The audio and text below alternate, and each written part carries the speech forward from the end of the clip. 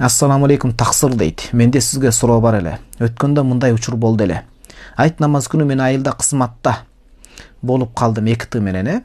Менин усулум жок эле. Анда мени таятам мечитке намазга чакырып калды. Усулум жок деп таятамдын бетин айта албадым.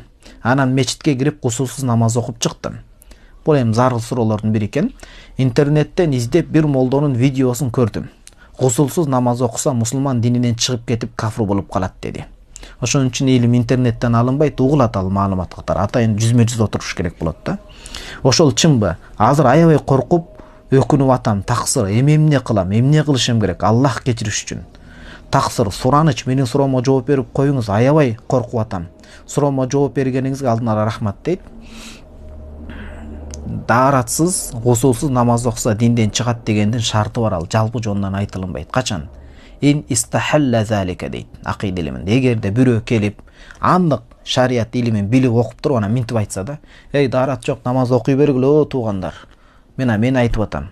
Усул жок, намаз окуй бергиле, боло берет деп билип туруп айтса, ал адам динден чыгып кетет. Анткени Куранда Алла Таала даарат шартылып атат. Неге динден чыгат? Билип туруп шек күмөнсүз айтып атса, Кудайдын сөзүн теңин албай өзүнүн сөзүн сөз кылгандыгы үчүн. Кудай сыяктуу даражага чыккандыгы үчүн. Түшүндүңүзбү? А сиз да андай абал эмес, сиз билбей калдыңыз, уялып калдыңыз.